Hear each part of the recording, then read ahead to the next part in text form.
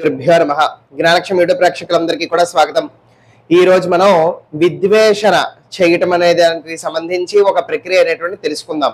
ఉచ్చాటనము అని అంటే ఇప్పుడు తాంత్రిక షట్కర్మల్లో ఉచ్చాటనము అని అంటే గనుక మీ యొక్క శత్రువు కానీ మీరంటే పడనటువంటి వాళ్ళు ఎవరైతే ఉన్నారో ఇంకా మీ యొక్క జీవితాల్లో వాళ్ళు లేకుండా ఉండేటువంటి విధంగా చేయటం అనమాట. దీని గురించి గతంలో నేను ఒక వీడియో కూడా పెట్టి ఉన్నాను, పరిహారం కూడా నేను చెప్పి ఉన్నాను. అలాగే విద్వేషణం అంటే ఏమిటి అని అంటే ఇద్దరు వ్యక్తుల్ని విడదీయటము అనబడేటువంటి ప్రక్రియ విద్వేషణం అనమాట. తాంత్రిక షట్కర్మల్లో ఇది ఒకటి.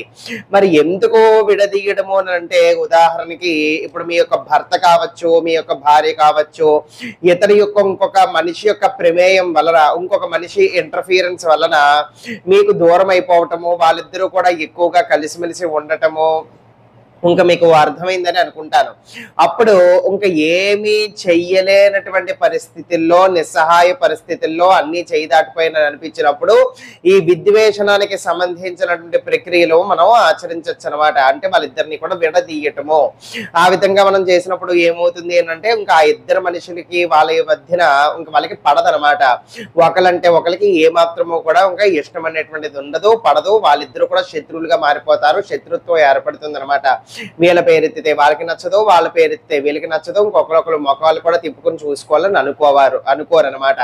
అప్పుడు అటువంటి పరిస్థితుల్లో అప్పుడు మీకు సన్నిహితంగా మళ్ళీ తిరిగి మీ యొక్క మనిషి మీకు లభించడం అనేటువంటి జరుగుతుంది. దీనికోసమే ఈ యొక్క విద్వేషణ ప్రక్రియ అనేటువంటిది తాంత్రికంలో చెప్పబడింది. అంతే తప్ప లేనిపోయినటువంటి వాటికో, చెడు ఉద్దేశాలతో, చెడు బుద్ధులతో, అనవసరమైనటువంటి వాటికో ఇవి వాడరాదు. అర్థమవుతుంది కదా. ఈ విధంగా ధర్మబద్ధంగా న్యాయబద్ధమైనటువంటిది అయితే కనుక ఈ విద్వేషణ ప్రక్రియ అనేటువంటిది మీరు చేసుకోవచ్చు. అయితే 2 రకాల పరిహారాలు చెప్తారు. ఈ యొక్క 2 రకాల పరిహారాలకి కూడా మీకు ఒక యంత్రం అనేటువంటిది అవసరపడుతుంది. అది ఒక తెల్ల కాగితం తీసుకుని ఏదైనా కూడా నలుపు రంగు ఇంకు, అంటే నలుపు రంగు ఇంకు లేకపోతే బ్లాక్ కలర్ నలుపు రంగు యొక్క పెన్ను ఏదైనా కూడా వాడి అయినా కూడా గీయవచ్చు. ఈ విధంగా గీసిన తర్వాత ఆ యొక్క యంత్రం కింద ఆ ఇద్దరు పేరులు కూడా మీరు రాయవలసి ఉంటుంది. ఎవరిద్దరు అయితే విడిపోవాల్సిన వాళ్ళు ఉన్నారో వాళ్ళిద్దరు పేర్లు కూడా మీరు రాయవలసి ఉంటుంది. ఈ విధంగా రాసిన తర్వాత ఇప్పుడు ఈ యొక్క 2 ప్రక్రియల్లోని కూడా ఏదైనా సరే కేవలము శనివారం నాడు మాత్రమే మీరు చెయ్యాలి. శనివారం నాడు మాత్రమే మీరు చెయ్యాలి. ఈ విధంగా ఇద్దరు పేర్లు కూడా రాసిన తర్వాత ఒకటి ఏం చేస్తారు అంటే ఒక 2-3 రోజులు, ఒక 2-3 రోజులు మీ యొక్క శక్తి అనుసారం 2 రోజులైనా ఉంచి చేయొచ్చు, లేదంటే 3 రోజులైనా ఉంచి చేయొచ్చు. అయితే 2-3 రోజుల పాటు కూడా మీ యొక్క పూజా మందిరంలో పెట్టి చక్కగా దీపం అనేటువంటిది వెలిగించి చక్కగా పువ్వులు అనేటువంటిది వేసి వాళ్ళిద్దరిని కూడా విడదీయమని చెప్పి ఆ యొక్క యంత్రదేవుడికి నమస్కారం చేసుకోవాలంటే మీరు ఏదైతే యంత్రం వేశారో దానికే సగౌరవంగా నమస్కారం చేసుకొని కోరుకోవాలి.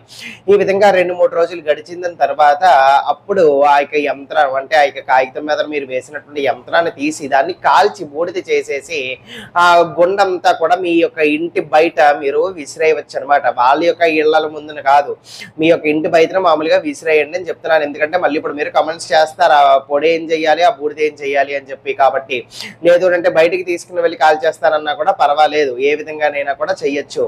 అయితే ఈ యొక్క కాల్చటము అనబడేటువంటిది శనివారం నాడు చెయ్యాలన్నమాట. ఈ యొక్క శనివారం నాడు ఈ విధంగా కాల్చడం అనేటువంటి చెయ్యాలి అని అనుకుంటే మరి మీరు లక్షవారం నాడు మొదలు పెట్టుకోవచ్చు. లక్షవారం నాడు తయారు చేసి పూజా మందిరంలో ఉంచారనుకోండి, లక్షవారము శుక్రవారము 2 రోజులు ఉంచొచ్చు. శనివారం నాడు ఉదయం కూడా ఒకసారి దీపం అన్నిటికి పెట్టి దండం పెట్టుకుని అప్పుడు మీరు దాన్ని తీసి చేసేయవచ్చు అనమాట. ఇలా కాదు ఇంకొక పరిహారం ఏమిటి అని అంటే కనుక శనివారం నాడే దీన్ని తయారు చేయాలి. శనివారం నాడు దీన్ని తయారు చేసిన తర్వాత మీరు ఎవరినైతే విడగొట్టాలి అని అనుకుంటున్నారో ఆ ఇద్దరు మనుషులకి కూడా మీరు వేసినటువంటి ఈ యొక్క యంత్రాన్ని వాళ్ళకి చూపించాలన్నమాట. అంటే కేవలము వాళ్ళ యొక్క చూపులు ఆ యొక్క యంత్రము మీదన పడాలి. అయితే యంత్రం కిందన మరి పేర్లు రాస్తాం కదండి అని అంటే ఆ పేర్లు కనిపించుకోకుండా మడిచి కేవలము ఆ యొక్క యంత్రాన్ని ఒక్క మారు ఈ యొక్క వ్యక్తికి కూడా మీరు చూపించాలి, ఒక్కసారి ఆ వ్యక్తి చూడాలి. అలాగే అవతల వ్యక్తి ఎవరైతే విడగొట్టాలని అనుకుంటున్నామో ఇరువైపులా కూడా ఇటువైపు ఇతనికి చూపించాలి, అలాగే ఆ వ్యక్తికి కూడా చూపించాలి. ఇద్దరికి కూడా ఆ యొక్క యంత్రం అనేటువంటిది ఒకటే రోజున వాళ్ళు గనక మీరు ఆ విధంగా చూపించి అప్పుడు ఆ యంత్రాన్ని గనక కాల్ చేసినట్లయితే కనుక వాళ్ళిద్దరి మధ్యన కూడా శత్రుత్వం అనేటువంటిది ఏర్పడుతుంది. అర్థమైంది కదా. మరి ఇద్దరికి కూడా మనం అలా చూపించలేం కదండి, సందేహాలు వస్తాయి కదండి. ఎలా చూపిస్తామండి, వాళ్ళకి దగ్గరికి కూడా మనం వెళ్ళలేం, వాళ్ళకి మనం చూపించలేమండి. మరి దానికోసం ఏం చెయ్యాలి అని అంటే ఈ పరిహారము మీకు కాదు.